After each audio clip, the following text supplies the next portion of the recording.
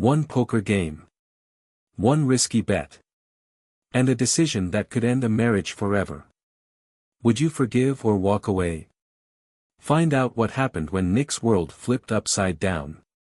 I was never much of a card player. My dad and uncle attempted to teach me various games in my teenage years, but for some reason, I couldn't fully grasp the details or strategies. Eventually, I gave up on everything except solitaire. My wife, Lily, however, was the exact opposite. She thrived on competition and absolutely loved card games. She wasn't the type to be found at a high-stakes Vegas table, but she was well regarded among her friends and often came out on top at local gatherings. She had even entered a few regional tournaments and performed impressively. On this particular night, we were at the home of our friends James and Emily in Seattle, Washington. They lived in a cozy house on the outskirts of the city, surrounded by towering pines and scenic views. It was one of those homes you could get lost in, the kind of place that felt welcoming but also held a sense of mystery. A bunch of us had gathered there for a poker night and to catch up on each other's lives. James and Emily were both playing poker, along with our friends Matt, Oliver, Ethan, and Ryan. Matt and Ethan were single, and I hung out with Ryan's wife, Amanda, and Matt's sister, Sophia, who joined us to socialize while the others played. Hanging out with the wives never bothered me. Lily had known James and Emily since college, and most of the group had formed close friendships over the years. I found myself in the living room with Amanda and Sophia, chatting about work, family, and the usual things people talk about at these gatherings. It was getting late, and I assumed the poker game would wrap up soon. I expected Lily to come in any moment, announcing that it was time to head home. But instead of her familiar voice, I heard something odd, almost like rhythmic chanting, coming from the dining room, where the poker table was set up. What on earth is that? I thought, standing up to go see what was going on. When I stepped into the dining room, I froze at the sight before me. Lily was on her knees in front of Oliver, who had his pants down, and her hand was around him. She was just inches away from taking things further. I acted on instinct. Without hesitation, I rushed forward, pulling Lily back and shoving Oliver in the chest, causing him to stumble. "What the hell are you doing, Lily?" I shouted, my voice trembling with a mix of shock, anger, and hurt. James, who was seated at the table, rose quickly and tried to defuse the situation. "Nick, it's part of the game," he explained, his voice oddly calm. They made a bet, and Lily wanted to raise, but she didn't have enough cash on her, so she offered, well, a different kind of wager. "I don't give a damn about the bet," I yelled, my heart pounding furiously. "She's not going through with this." "Nick, wait," Lily's voice cut in, sounding oddly defensive. "I had a winning hand. I would have won 9 times out of 10 with that hand. It was just a gamble that didn't pay off." "Fine, you lost," I snapped. "Next time, settle up with real money or nothing at all. We're leaving, Lily. Now."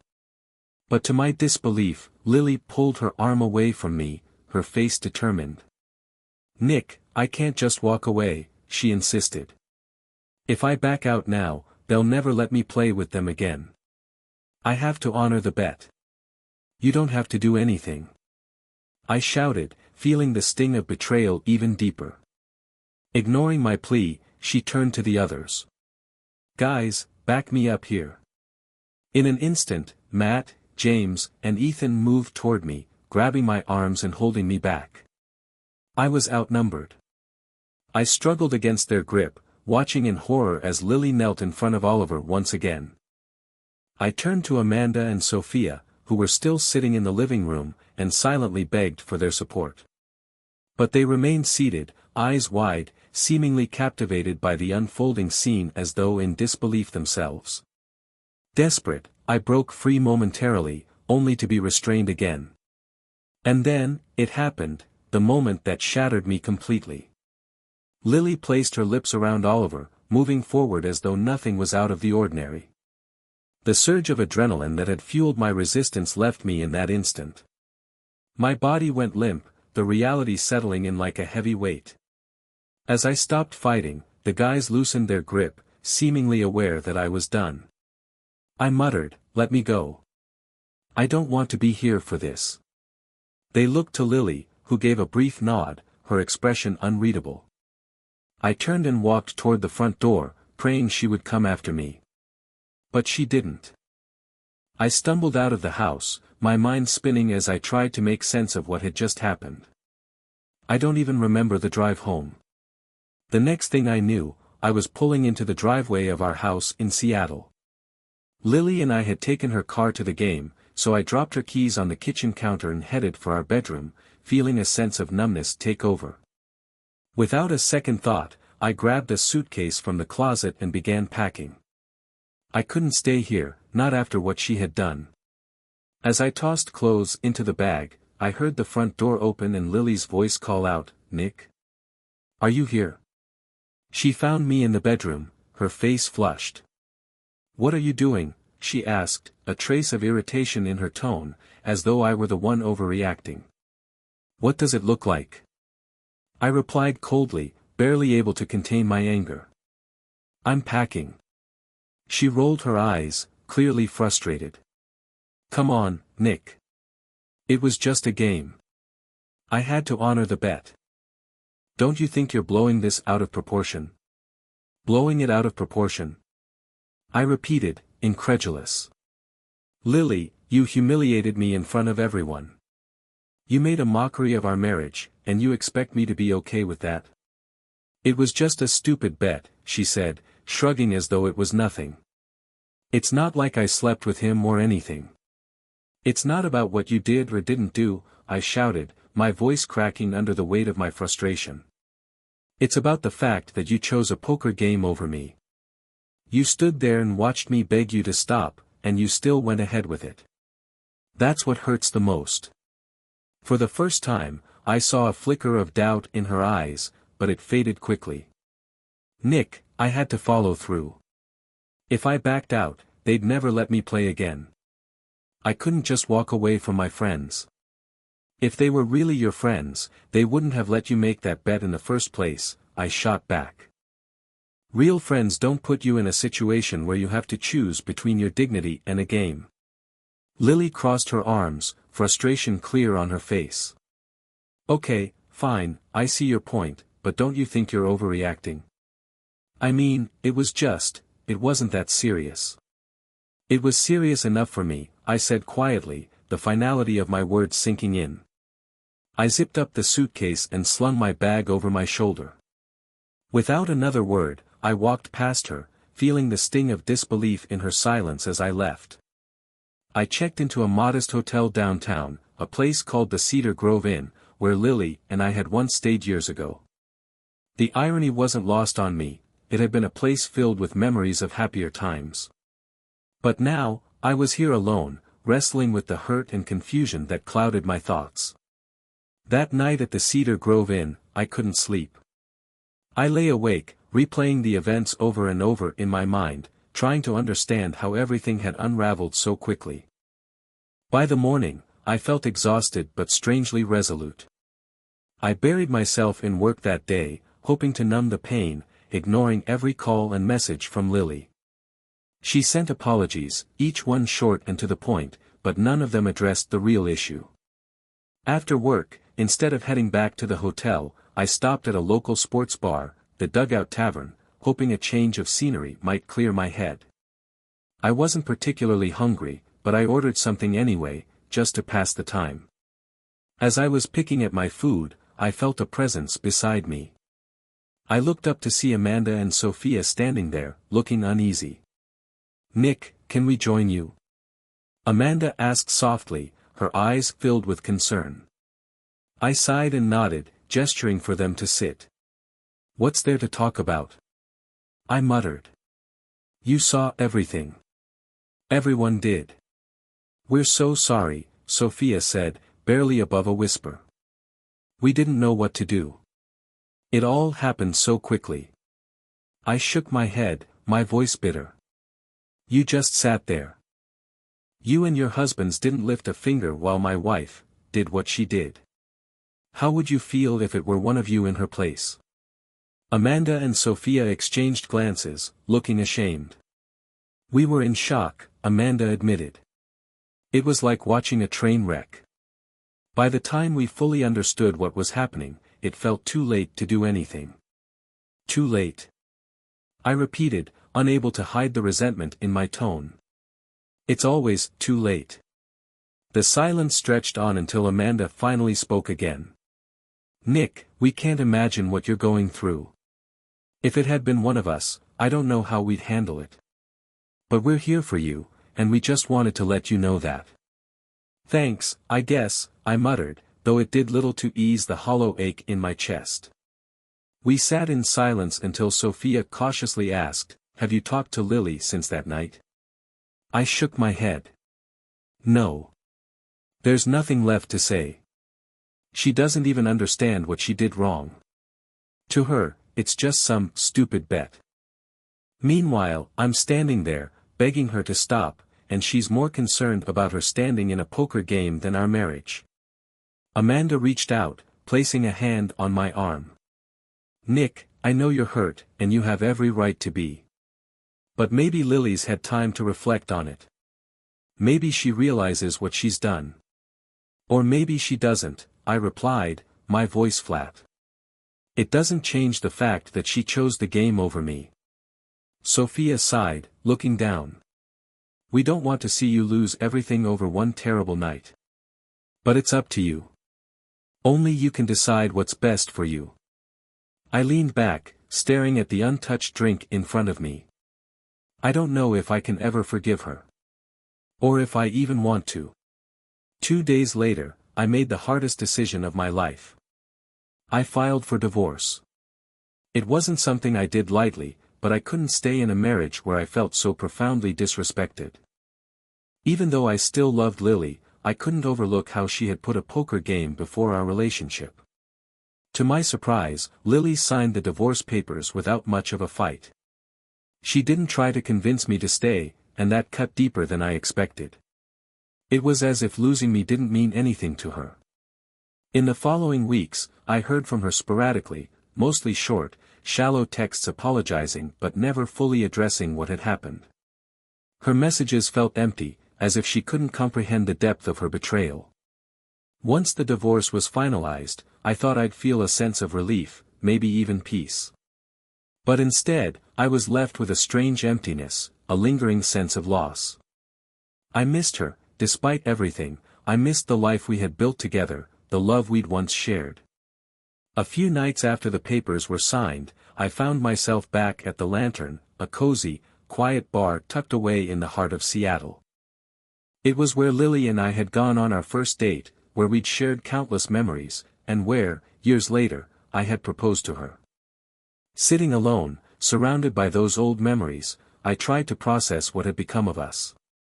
I was nursing my second drink, lost in thought, when I felt someone take the seat next to me. Without looking up, I knew who it was. The scent of her perfume was unmistakable. Is this seat taken? Lily's voice was soft, almost tentative. I glanced at her briefly, my expression guarded. No, I said, keeping my tone neutral. Go ahead. She slid onto the bar stool, and for a moment, we sat in silence, the weight of everything between us thick and heavy. Finally, Lily broke the silence. Nick, I don't even know where to begin, she said, her voice trembling slightly. Start with why, I said, still not meeting her eyes. Why did you do it? Why was that game more important than me? Lily sighed, looking down at her hands, which were clenched tightly. At the time, I didn't see it that way. I was caught up in the game. I didn't think I'd lose, and I never thought it would actually come to that. But it did, I replied coldly. And when it did, you still chose to go through with it. You chose the game over me. Lily took a deep breath, her voice breaking slightly as she spoke. Nick, I've been seeing a counselor since you left. I needed to understand why I did what I did, why I was willing to put a stupid poker game over our marriage. I glanced at her, caught off guard. A counselor? She nodded, looking down at her hands. Yes, an addiction specialist. I know it might sound strange, but I didn't realize how deep I was in until you walked out. The more I thought about it, the more I realized that my obsession with winning had taken over. I needed to prove something to myself, and I couldn't bear the thought of losing face in front of our friends. It was never just about the game, Nick, it was an addiction. I stared at her, processing her words. This was the last thing I had expected. So, what now? Are you cured? She shook her head slowly. No, I'm not cured. Addiction isn't something that just goes away. But I'm working on it. I've been attending Gamblers Anonymous meetings every week at St. Mary's Community Center and seeing my counselor regularly. I haven't touched a card or even thought about a game since that night. The sincerity in her voice surprised me, stirring emotions I thought I'd buried. Why didn't you tell me this sooner? I wanted to, but I wasn't ready, she said softly. I had to fix myself before I could face you. I needed you to know that you didn't do anything wrong. This was my problem, my mistake. I'm so sorry, Nick. Her words hit me hard, bringing up all the memories we'd shared, the good ones, the ones that once made us inseparable. I didn't know if I could trust her again, but hearing her admission softened something inside me. So why now? Why come here tonight? I asked, my voice a mix of curiosity and caution. She looked up at me, her eyes filled with regret. Because I still love you, Nick. And I wanted you to know the truth. I wanted you to know that I'm not the same person I was that night. I'm trying to change, to be better. I sat in silence, weighing her words, the anger and hurt still fresh but mingling with the faintest glimmer of hope. Lily stood up slowly, clearly thinking the conversation was over. Thank you for listening, she said, her voice barely a whisper. I'll go now. She turned to leave, but as she reached the door, I felt a pull I couldn't ignore. I couldn't let her walk away, not when there was a chance to rebuild what we had lost. Lily, I called out, my voice stopping her mid-step. She turned, eyes wide with surprise. Yes. I hesitated, my heart pounding. Have you had dinner yet? A small, hopeful smile crossed her face. No. I haven't. Then stay, I said softly, managing a faint smile. Let's have dinner. Over the next few months, Lily and I began spending more time together, taking things slowly as we worked to rebuild our relationship. Eventually, we decided to remarry on what would have been our 4th wedding anniversary, keeping it a small, private ceremony. Things weren't perfect, and some days were harder than others, but we were both committed to making it work. Lily continued her weekly meetings at St. Mary's Community Center and regularly met with her counselor. She hadn't touched a card game or anything even remotely related to gambling. Our old poker group disbanded shortly after that night. The other wives, Amanda and Sophia, began questioning the events that had unfolded and the choices their husbands had made to hold me back instead of supporting me. They realized the poker game had become something darker, and it was no longer just harmless fun. While our marriage was on the mend, I couldn't help but still feel the weight of betrayal from that night, and I'd be lying if I said the trust was completely restored. But Lily's dedication to change and her consistent efforts helped me find hope. I was learning to trust her again, little by little, and slowly we were rebuilding the life we'd once had. As for Oliver, karma seemed to find him in an unexpected way. A few weeks after the divorce was finalized, he was mugged in an alley behind the Crown Pub, a place he often went to unwind. Although no suspects were found, he was left with a few bruises and a broken ego. Some things have a funny way of catching up to people. Life moved on, and Lily and I continued to grow, both as individuals and as a couple. The journey wasn't easy, but we both knew it was worth it. Our past was marked with pain, but we were determined to create a future that was stronger, built on honesty and genuine commitment.